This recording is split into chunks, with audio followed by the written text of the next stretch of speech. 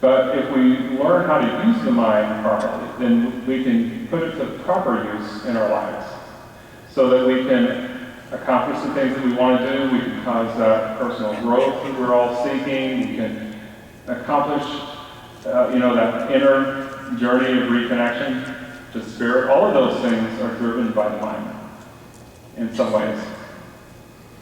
Even though a lot of the teachings say, well, you have to let go of the mind to be able to connect with the source.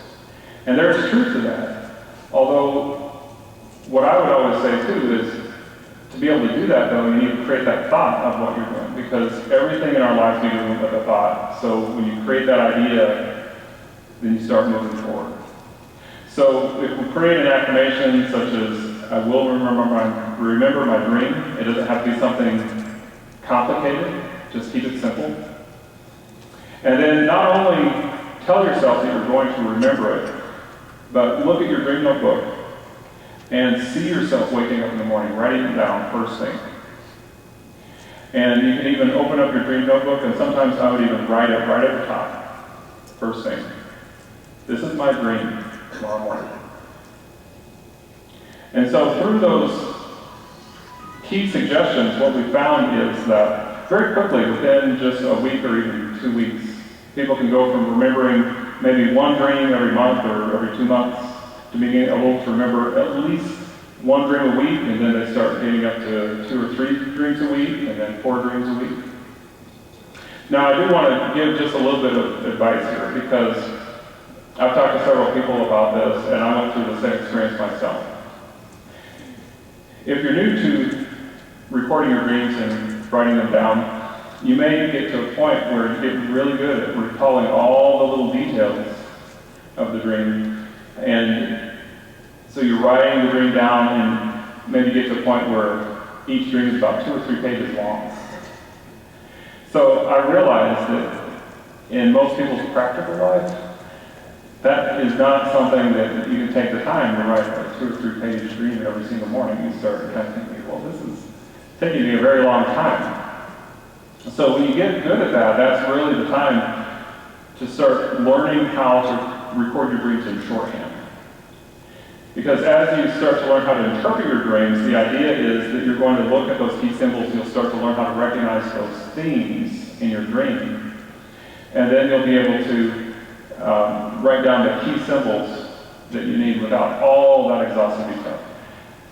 Now, I was just talking to somebody actually on an internet radio show, and he was saying, well, isn't all that detail really important? You know, that the waiter comes up to you and he's wearing this red shirt, and he has black shoes on. I remember all that. Isn't all that important?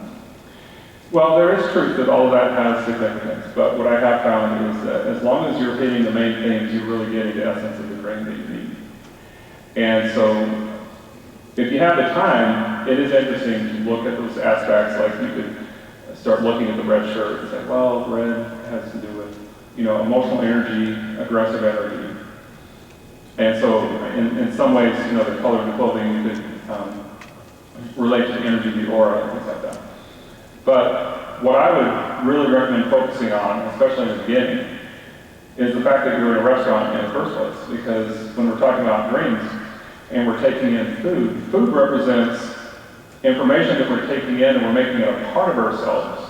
And what we call that in our lives is learning. We're learning something new. We're taking in knowledge.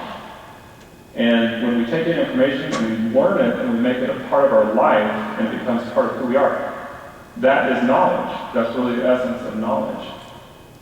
So in our dreams, when we're taking in food, the food becomes part of our physical body, and that's one reason why our subconscious mind uses that image as a representation of the function, which is coming from the context of the mind. So again, we're going to go back to just to remind ourselves how we're looking at these symbols. Everything is coming from the perspective of the mind. And more than that, from the perspective of the soul. And your soul doesn't have a physical body. Your conscious mind has a physical body. And your soul knows that it is eternal. At that level of our consciousness, we know that we are eternal beings. So when we look at some of these things in dreams, they take on a whole new meaning. Because our conscious mind is thinking, oh, well, I had this terrible car crash last night. That's horrible. I had a horrible dream. But to your soul, even if someone dies in the dream, that's just seen as a change that's happening in your life. Just like if you lose a job, in a way that's a death. Because part of you is dying in your life and you're moving on to something else.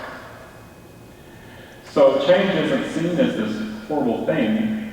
It's just part of the natural transition that's occurring in life. So a lot of times death images show up, or in the example I gave earlier of the car representing the physical body and the health dreams can show up. Our car crash would be an example of a health dream. So the road that we're driving down is our path in life, and if you lose control and crash, and your car is crashed, that's giving you some forewarning, saying, pay attention to how hard you're pushing yourself. Pay attention to what you're doing in your life, because you're putting your physical health in jeopardy. And also, being the path of life, something else to look at in that context is, is it something where we're getting off track? Where there's somewhere we are intending to go, and we're allowing things to distract us, pull us off course. So that's another aspect of that we can look at.